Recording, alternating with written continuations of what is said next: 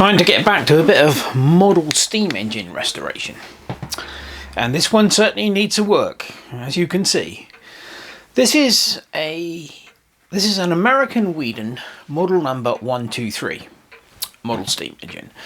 These were produced between, I think it was 1913 to about 1940, so they had quite a good run, these did. So, but even so, you know, obviously if it's 1940, it could, if it was one of the last ones made, it could still be 84 years old. And it's obviously had a bit of a hard life. I mean, it's not damaged that I can see, you know, it's all there, it's all intact. And the flywheel, crankshaft, piston and cylinder and that are all free to move. It did come with a burner, but I have no idea what I did with it. This one has been sat on my to-do shelf for about 6 years. It was definitely an eBay buy. I can't remember how much I paid for it all that long ago, but yeah, it's been waiting for attention for a long time. So there are a few things missing. Let's stop it. It should have the standard type of Weeden dummy governor on this pole here, which spins around when the engine's running, and it should have a chimney smokestack. And it's not only missing that, it's also missing the mount. They normally have a little round tube on here which the chimney smokestack slides over, and it's missing the whistle top. The whistle is there, but the whistle top is long gone. They normally just push on, so that's one of the reasons why they generally go missing, unfortunately. But yeah, it's a fairly straightforward construction. I'll tip it up. There we go. As you can probably see, we've just got bent over tabs that holds everything onto the base plate, so that'll all come off quite nicely. I will have to desolder the steam pipe from one end to get the two parts apart. But yeah, plenty to do. So I'll take it apart and we'll come back when I've stripped it down. I'm not going to bother filming that. It's only going to take me 5 minutes to take this thing apart. So you know, it's very, very simple. But yeah, we'll come back when I've done that. Well, as I surmised, very easy to take apart. There are very few parts to it, actually. You know, you're looking at pretty much all of it. Obviously, yes, it's missing the smokestack mount on top of the boiler and the smokestack. But you know, other than that, I'm a bit concerned as to what all this crud is on the you know, where the burner would be. It's almost like someone's just plonked some stuff on there and set fire to it to get it going, but I'm sure we can scrape all that off.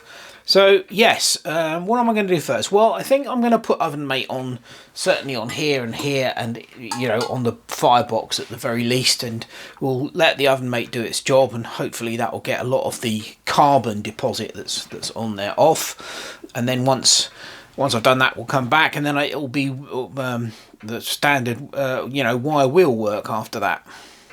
Well, I think we're going to definitely get some good results using the oven mate on the boiler and the firebox. As soon as I put it on, it instantly turned black, so it's reacting with all the soot and the crap that was on there. So I think that's going to come up well. Don't know about the base. I think the base was painted. I think this was a grey colour originally. But hopefully it's going to get most of that crud off, and the same with the engine base. That was that had some paint. That would have been black, I think, because certainly it was the residue paint on there was black. So hopefully the oven mate will take that off, and then we'll leave that. I'll probably leave it for half an hour, something like that. Let it do its job, and then wash it off, and we'll see what we've got.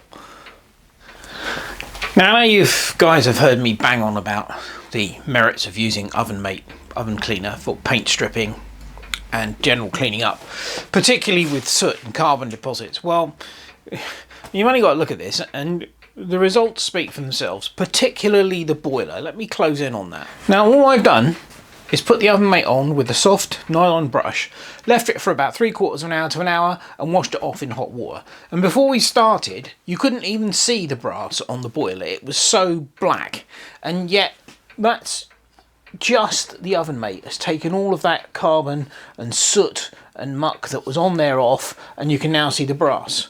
And it's done a really good job on the firebox as well, and inside. I might give it another coat inside because there's still some deposit there on the base, but that's obviously where you get the most. But the firebox itself has cleaned up really, really well. That will be obviously finished off on the wire wheel, and when we respray that, we'll use red high temperature engine paint because the firebox on these was red.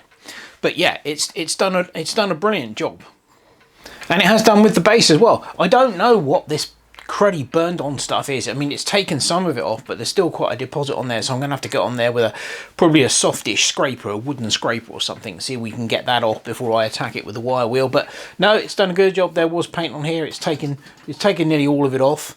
Same with the engine mount, taken off what little paint there was.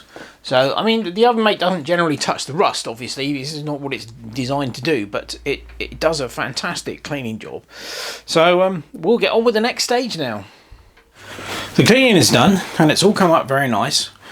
In the end, I used a bit of hardwood with the sharp edge to scrape off the burnt residue or whatever it was that was on the base part here that was under the firebox, and then I put some more oven mate on and scrubbed it with a wire brush, and it's come up all right.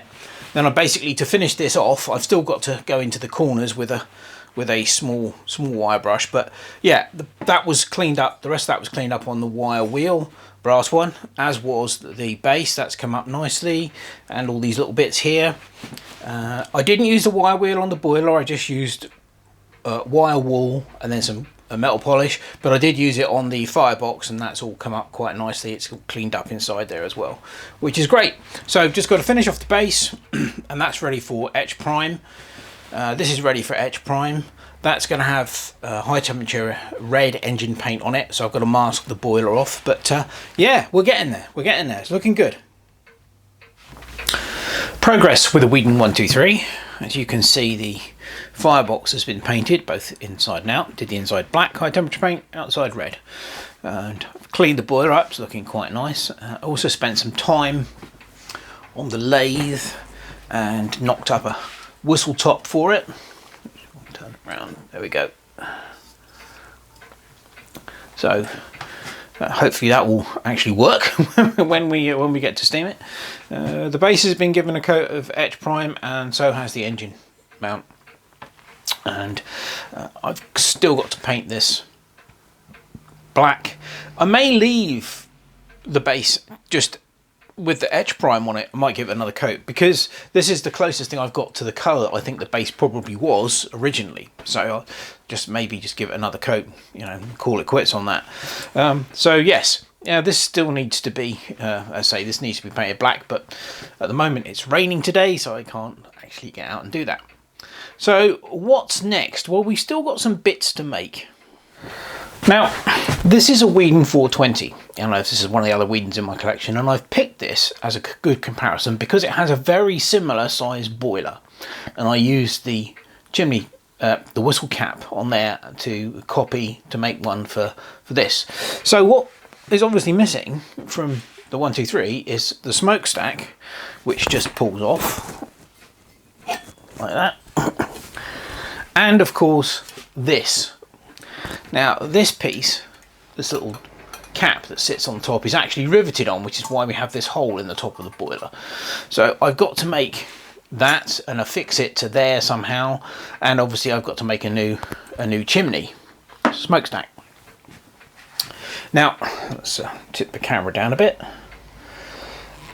The original Weeden smokestacks were, this is rolled, bit of thin rolled tin plate basically, and what I tend to do when I replace them is I don't have any way of rolling the tin plate, so what I will do is I'll get a piece of stainless steel tube which is the same diameter as that, and then I will use the normal heat bluing technique to create a similar finish to what was on the original tin plate chimneys, and then I'll make an aluminium cowl to go in the top to simulate this.